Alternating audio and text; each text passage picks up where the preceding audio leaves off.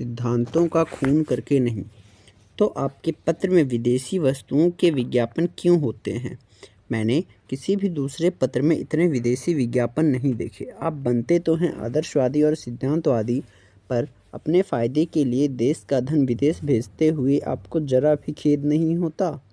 आप किसी तर्क से इस नीति का समर्थन नहीं कर सकते। ओमकार नाथ के पास सचमुच कोई जवाब न था। उन्हें बगलें झाँकते देखकर राय साहब ने उनकी हिमायत की। तो आखिर आप क्या चाहती हैं? इधर से भी मारे जाएं, उधर से भी मारे जाएं तो पत्र कैसे चले? मिस मालती ने दया करना ना सीखा था। पत्र नहीं चलता तो बंद कीजिए। अपना पत्र चलाने के लिए आपको विदेशी वस्तुओं के प्रचार का कोई अधिकार नहीं। अगर आप मजबूर हैं तो सिद्धांत का ढोंग छोड़िए।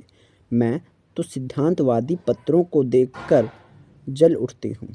जी चाहता है दिया सलाई दिखा दूँ। जो व्यक्ति कर्म और वचन में सामंजस्य नहीं रख सकता, वह और चाहे जो कुछ हो सिद्धांतवादी नहीं है। मेहता खिल उठा। थोड़ी देर पहले उन्होंने खुद इसी विचार का प्रतिपादन किया था। उन्हें मालूम हुआ कि इस रमणी में विचार की शक्ति भी है, केवल तितली नहीं। संकोच जाता है। यही बात अभी मैं कह रहा था। विचार और व्यवहार में सामंजस्य का ना होना ही धूर्तता है, मक्कारी है। मिस मालती ने प्रसन्न मुख से बोली, तो इस विषय में आप और मैं एक हैं, और मैं भी फिलासफर होने का दावा कर सकती हूँ। खन्ना की जीभ में खुजली हो रही थी। बोले, आपका एक एक अंग फिलासफी में डूबा हुआ है। मालती ने उनकी लगाम खींची। अच्छा, आपको भी फिलासफी में दखल है?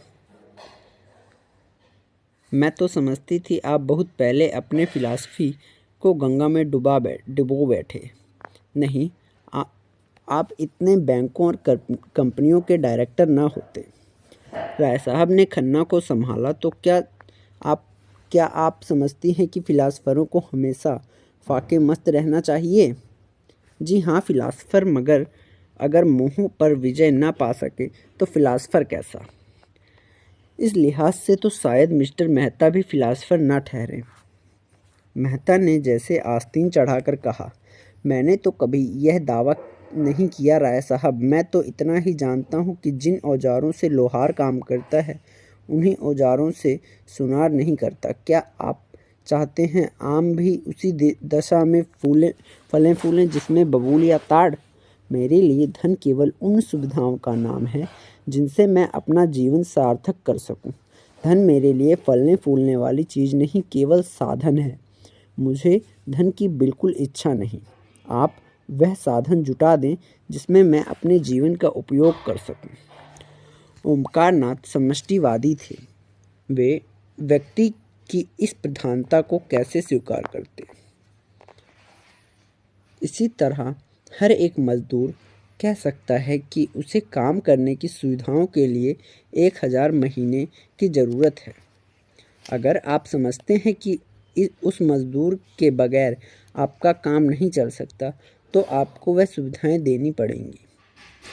अगर वही काम दूसरा मजदूर थोड़ी सी मजदूरी में कर दे, तो कोई वजह नहीं कि आप पहले मजदूर की खुशामद करें। मगर मजदूरों के हाथ में अधिकार होता तो मजदूरों के लिए स्त्री और शराब भी उतनी ही ज़रूरी सुविधा हो जाती जितनी फिलासफरों के लिए। तो आप विश्वास मानिए, मैं उनसे ईर्ष्या ना करता।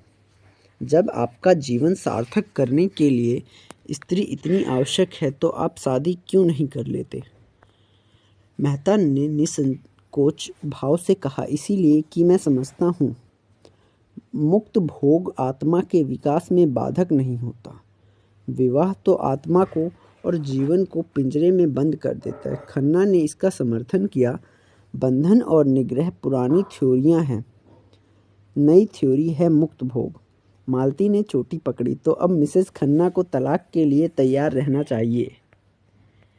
तलाक का बिल तो हो, शायद उसका पहला उपयोग आप ही करेंगे। कामनी ने मालती की ओर विष भरी आंखों से देखा। और मुंह सिकोड़ लिया, मानो कह रही है खन्ना तुम्हें मुबारक रहे, मुझे परवाह नहीं। मालती ने मेहता की तरफ देखकर कहा, इस विषय में आपके क्या विचार हैं मिस्टर मेहता? मेहता गंभीर हो गए। वह किसी प्रश्न पर अपना मत प्रकट करते थे तो जैसे अपनी सारी आत्मा उसमें डाल देते थे। विवाह को मैं सामाजिक समझौता समझता हूँ और उसे तोड़ने का अधिकार न पुरुष को है न स्त्री को। समझौता करने के पहले आप स्वाधीन हैं, समझौता हो जाने के बाद आपके हाथ कट जाते हैं। तो आप तलाक के विरोधी हैं? क्यों? पक्का। और मुक्त भोग वाला सिद्धांत? वह उनके लिए है जो विवाह नहीं करना चाहते। अपनी आत्मा का संपूर्ण विकास सभी चाहते हैं। फिर विवाह कौन करे और क्यों करे? इसीलिए कि मुक्ति सभी चाहते हैं, पर ऐसे बहुत कम हैं जो लोभ से अपना गला छुड़ा सकें। आप श्रेष्ठ किसे समझते हैं, विवाहित जीवन को या अविवाहित जीवन को? समाज की दृष्टि से विवाहित जीवन को, व्यक्ति की दृष्टि से अविवाहित जीवन को। धनुष यज्ञ का अभिनय निकट था। 10 से 1 तक धनुष यज्ञ, 1 से 3 तक प्रहसन, यह प्रोग्राम था। भोजन की तैयारी शुरू हो गई। मेहमानों के लिए बंगले में रहने का अलग अलग प्रबंध था। खन्ना परिवार के लिए 2 कमरे रखे गए थे। और भी कितने ही मेहमान आ गए थे। सभी अपने अपने कमरे में गए और कपड़े बदल बदल कर भोजनालय में जमा हो गए। यहाँ छूत-छात का कोई भेद न। सभी जातियों और वर्णों के लोग साथ भोजन करने बैठे। केवल संपादक ओमकार नाथ सबसे अलग अपने कमरे में फलाहार करने गए और कामनी खन्ना को सिरदर्द हो रहा था, उन्होंने भोजन करने से इनकार किया। भोजनालय में मेहमानों की संख्या 25 से कम न थी। शराब भी थी और मांस भी। इस उत्सव के लिए राय साहब अच्छी किस्म की शराब खास तौर पर मंगवाते थे। खींची जाती थी दवा के नाम से, पर होती थी खालिस शराब। मांस भी कई तरह के पकते थे, कोफ्ते, कबाब और पुलाव। मुर्गा, मुर्गियाँ, बकरा, हिरन, तीतर, मोर, जिसे जो पसंद है वो वह खाए। भोजन शुरू हो गया तो मिस मालती ने पूछा, संपादक जी कहाँ रह गए? किसी को भेजो, राय साहब उन्हें पकड़ लाएं। राय साहब ने कहा, वह वैष्णव हैं, उन्हें यहाँ बुला कर क्यों बेचारे का धर्म नष्ट करोगे? बड़ा ही आचारनिष्ठ आदमी है। अजी और कुछ ना सही, तमाशा तो रहेगा। सहसा एक सज्जन को देखकर उसने पुकारा, आप भी तशरीफ रखते हैं मिर्जा खुर्शेद, यह काम आपके सुपुर्द। आपकी लियाकत की परीक्षा हो जाएगी। मिर्जा खुर्शेद गोरे चिट्टे आदमी थे। भूरी भूरी मूछें, नीली आंखें, दोहरी देह, चांद के बाल, सफाचट, छकलिया अचकन और चूड़ीदार पाजामा पहने थे। ऊपर से हैट लगा लेते थे। काउंसिल के मेंबर थे, पर फलाहार समय खर्राटे लेते रहते थे। वोटिंग के समय चौंक पड़ते थे और नेशनलिस्टों की तरफ से वोट देते थे। सूफी मुसलमान थे, 2 बार हज कर आए थे, मगर शराब खूब पीते थे। कहते थे, जब हम खुदा का एक हुक्म भी कभी नहीं मानते तो दीन के लिए क्यों जान दें। बड़े दिल्लगी बाज, बेफिक्रे जीव थे। पहले बसरे में ठीके का कारोबार करते थे, लाखों कमाए, मगर सामत आई कि एक मैम से आशनाई कर बैठे।